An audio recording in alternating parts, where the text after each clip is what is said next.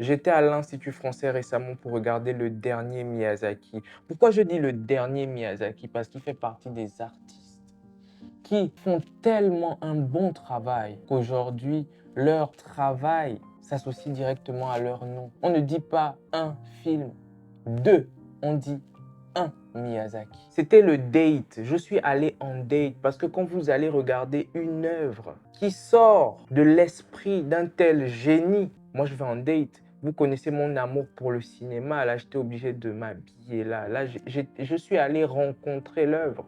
J'ai tout fait pour ne pas regarder les bandes annonces, les articles qui ont été postés sur Internet. J'ai tout fait pour voir ce film. Il faut savoir que je ne savais pas que l'Institut français allait mettre le film dans leur programmation. Je ne savais pas. En regardant le programme de l'Institut français et que je tombe sur Le Garçon et le Héron, je saute de joie. On me demande, mais oui, mais qu'est-ce qui se passe? Pourquoi? Je dis, frère, le dernier Miyazaki va être projeté au Gabon. Le dernier Miyazaki va être projeté. Je ne sais pas si vous vous rendez. En fait, je ne sais pas si vous comprenez un peu. Il faut savoir que le film a pris 7 ans. 7 ans. On a attendu 7 ans pour avoir le dernier film d'Hayao Miyazaki. Alors, pour vous faire un petit résumé, le film raconte l'histoire d'un jeune garçon nommé Maito qui va perdre sa mère dans un incendie causé par des bombardements lors de la guerre au Japon. Et il va être obligé de déménager avec son père. Et son père ne va trouver autre chose à faire qu'épouser la sœur de la mère de Maito qui est décédée, donc sa tante. Et elle est enceinte. Il n'attend pas. Après, je ne savais pas que le Japon avait aussi des coutumes un peu au Bali. Bref, sauf que il y a donc un héron, qui est un oiseau, qui va venir embêter le petit garçon Maito pour lui faire comprendre qu'il se pourrait que sa mère ne soit pas réellement morte. Alors, comme vous le savez, j'ai un amour particulier pour les œuvres cinématographiques de qualité. Et cette fois-ci, Hayao Miyazaki nous prouve encore une fois que c'est le maître de l'animation japonaise. C'est le maître.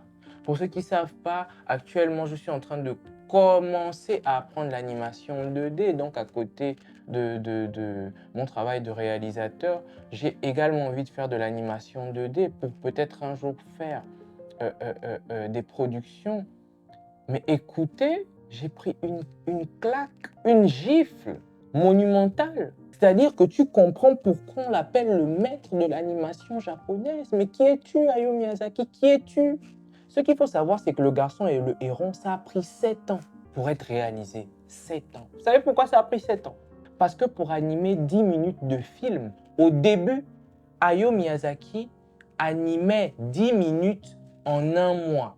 10 minutes hein, de film en un mois. Et là, je ne vous parle que de l'animation. Donc, on n'a pas encore mis la couleur, on n'a pas encore mis les doublages, on n'a pas encore mis...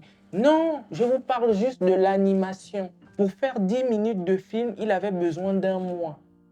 Et vu qu'il vieillit, vers la fin de la production, il faisait 1 minute d'animation en un mois.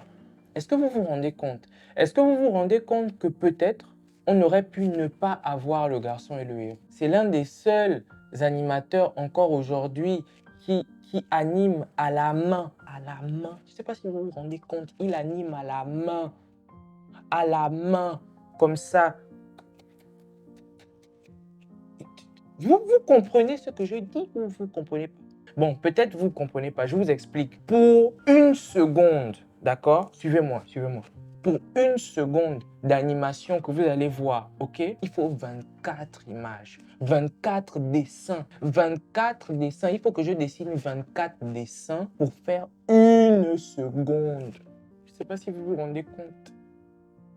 Le film dure... Aïe, aïe.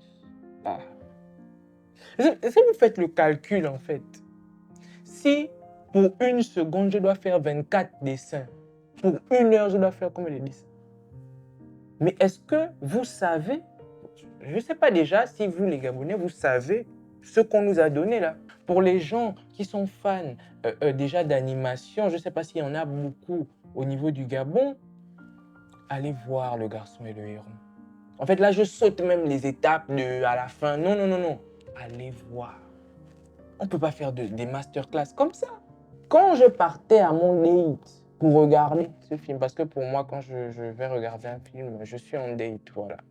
C'est pour ça que je n'ai pas regardé le synopsis, parce que je voulais une rencontre. Et puis, j'ai envie de dire aussi un truc. Les gens qui vont au cinéma, ok? On a le droit de chuchoter, de rigoler, voilà, c'est normal, ok? Mais s'il vous plaît, un film, ça se respecte. Parce que moi, la prochaine fois, je veux donc partir au cinéma avec un bâton. Et ne me donnez pas envie d'aller au cinéma avec un bâton. D'accord? On respecte une œuvre. Je viens de vous expliquer le rapport qu'il y a et la quantité de travail qu'il y a pour réaliser un film tel que Le Garçon et le Héron. En ce qui concerne la beauté de l'image, oh là là, oh là là, oh là là, là là. C'est-à-dire qu'au niveau de la qualité de l'image, on a droit à l'aboutissement de la technique Miyazaki.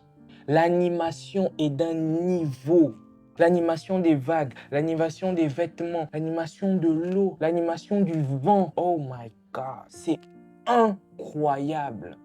Les couleurs. Je me disais même que sûrement que j'allais être peut-être déçu du doublage. Mais non, non, les studios Ghibli, c'est pas des camarades en fait, des gens. Ne comparez pas Miyazaki. Miyazaki, vous le laissez tranquille. Miyazaki, vous le laissez tranquille. Les studios Ghibli, déjà, faut même pas faire les comparaisons. Il n'y a pas la comparaison. Alors, ce qu'il faut savoir au niveau scénaristique, c'est qu'encore une fois, il nous fait voyager à travers des mondes tellement passionnants, tellement féeriques, tellement beaux. Moi, je pensais que le héron était le héron.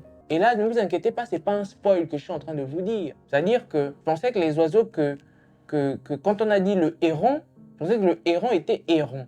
Mais déjà, on parle du niveau d'animation de... Oh my God! Peut-être que je vais paraître moins objectif sur ce verdict du cinéphile parce qu'il s'agit de Miyazaki, mais allez regarder ce chef-d'œuvre. D'un point de vue scénaristique, encore une fois, c'est une masterclass. Miyazaki nous parle du deuil, de notre rapport au deuil, la dépression qui s'ensuit chez le jeune garçon, donc chez Maito. Il y a sûrement beaucoup de personnes qui regardent cette vidéo qui ont peut-être perdu un proche, un père, une mère, un frère, une sœur. Et Miyazaki, dans ce film-là, c'est un peu comme un mode d'emploi pour apprendre à faire son deuil. Et je trouve ça magnifique, la façon dont c'est amené, la façon dont c'est dirigé, la façon dont on reste dans la subtilité. Il y a des scènes qui sont poignantes, qui fendent le cœur, mais il y a toujours une certaine poésie, il y a toujours une certaine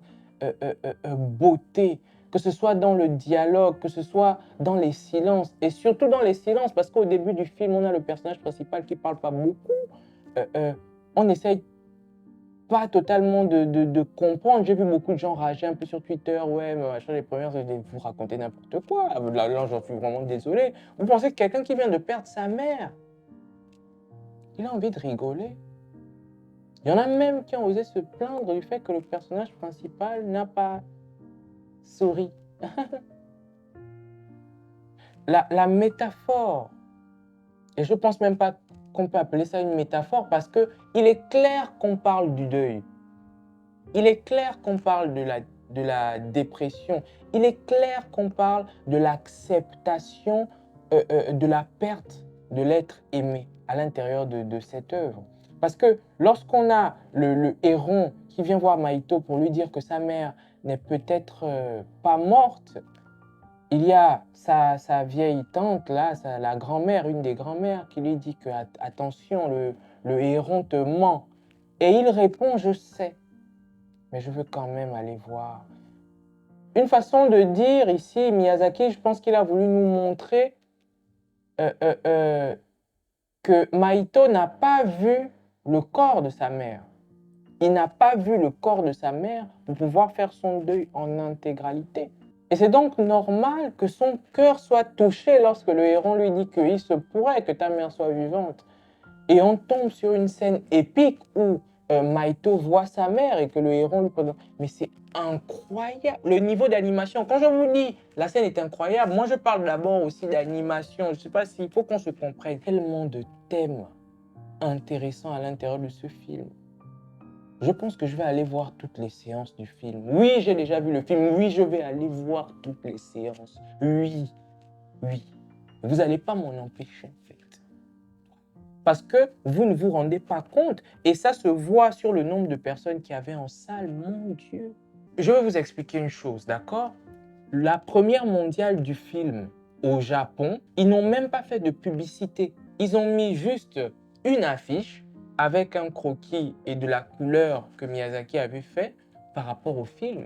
Mais je vous dis que ça fait 7 ans qu'on l'attend, le papa là. Record du box-office, 1,38 milliard de yens, je pense, dans ces eaux-là. 1,38 milliard de yens en première semaine. En France, record du box-office. On arrive au Gabon, vous ne venez pas voir le film. Je comprends, vous ne connaissez pas Miyazaki, mais venez, venez voir.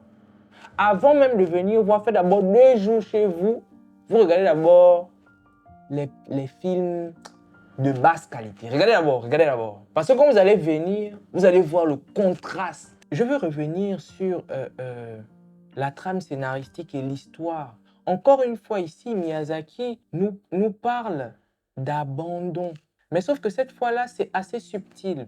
J'ai vu certaines personnes parler du fait que ce Ghibli-là est assez différent, par exemple, du voyage de Chihiro parce que le personnage de Mahito ne serait peut-être pas attachant. Comment voulez-vous que Mahito soit attachant? Il vient de perdre sa mère dans un incendie. On peut s'asseoir 2 minutes pour discuter, normal. Réfléchissez. Dans l'histoire, Mahito s'en va dans le monde des morts. Et encore une fois, c'est emmené de façon magistrale. Mais ce monde des morts de Miyazaki, comment est-ce que ce gars arrive toujours à nous faire rêver? J'étais un enfant dans la salle. J'étais un enfant dans la salle. Il y a des petites créatures comme ça qui montent dans le ciel. Je parle du royaume des morts. Dans le royaume des morts, il y a des petites créatures qui montent dans le ciel. Et le garçon pose la question, mais qui sont ces créatures? Et on lui explique que le nom, c'est des Wara Wara. Déjà, le nom, oh, j'adore, les Wara Wara. Je pense que c'est mes créatures préférées du film. Des Wara Wara qui montent dans le ciel. Et il s'avère que j'ai pas envie de vous spoiler en fait. J'ai pas envie de vous spoiler, mais cette œuvre est magnifique. Et encore, on a de la poésie, que ce soit dans le royaume des morts, que ce soit dans le monde réel, il y a toujours des notions d'écologie. Il y a toujours des notions d'écologie. Il y a aussi une métaphore du monde intérieur. Le monde des morts peut très bien être notre monde intérieur, c'est-à-dire ce qui se passe à l'intérieur de nous. Il y a également dans ce film la notion d'héritage. On a le vieil oncle à l'intérieur du garçon et du héron qui veut léguer sa création à son petit-fils qui est donc Mahito, lorsque Mahito va dans le royaume des morts. Alors, des propres mots de Miyazaki, il a eu à dire que le film était à destination de son petit-fils, bien sûr à destination de tout le monde, mais c'est surtout un cadeau qu'il voudrait laisser à son petit-fils quand il sera plus grand. Je trouve que ce gars est en même temps adorable, en même temps je sais pas, c'est un gars, je sais pas. Mais c'est le maître, c'est le maître. Je l'aime tellement, ce Miyazaki. Vous pouvez pas savoir à quel point. Parce que il a amené l'animation à un autre niveau. Dans le garçon et le héron, on a encore une fois le personnage de l'oncle, le vieil oncle, la figure paternelle, qui parle à Mahito. Et Mahito n'est autre que son petit-fils. Je ne sais pas si vous voyez le rapport. Miyazaki est vieux, il est en fin de carrière, tout le monde dit que ce film-là, c'est son dernier film. Voilà pourquoi je vous disais le dernier Ghibli, parce que ça peut également effectivement être le dernier Ghibli. Franchement, je touche du bois, je ne souhaite pas du tout que Miyazaki nous laisse. Pardon, papa, pardon. Fais-nous encore même 2 films, s'il te plaît, même deux. Parce que dites-vous bien que le garçon et le héron, s'il a pris 7 ans pour nous le sortir, non, Miyazaki ne peut pas mourir. Miyazaki. Et c'est ça, en fait, la touche la plus émouvante du film, parce que dans le film, on a la notion d'héritage. Il veut léguer son héritage. Son héritage, c'est quoi? C'est cette patte, c'est cette façon de raconter, c'est ce monde. Parce que Ghibli, c'est littéralement un monde. Dans le voyage de Chihiro, regardez le côté onirique, le côté fantastique qu'il y a à l'intérieur. Dans le château ambulant, une œuvre magnifique, que des masterclass, que des chefs-d'œuvre. Et là, encore une fois, on revient avec le garçon et le héron. Encore un chef-d'œuvre. Mais comment vous allez m'expliquer que sur tous ces chefs-d'œuvre, il arrive à créer des mondes magnifiques? Limite, je pourrais penser que si je réunis toutes les œuvres de Miyazaki dans un petit bol, ça fait des mondes magnifiques. Et encore une fois, avec le garçon et le héron, mucho gusto. Je vous dis, le niveau d'animation, je n'ai jamais vu ça. Bon, je pense que c'est ça en fait que je n'ai jamais vu ça. Le niveau d'animation là, je n'ai jamais vu ça, ça n'existe pas. Ça n'existe pas. Le niveau d'animation là n'existe pas. Pourquoi je dis ça? Parce que la précision qu'ils ont amenée là, la précision que Miyazaki emmène sur le garçon et le héron, c'est grave. Tous les traits au millimètre, à la virgule, il n'y a aucune erreur. Je n'ai pas vu d'erreur, il n'y a pas d'erreur en fait. Papa, si vous ne savez pas pourquoi on appelle Hayao Miyazaki le maître de l'animation, allez regarder Le Garçon et le Héron. Et on en parle de la musique. Il a appelé Joe Hisaishi, mais mon Dieu.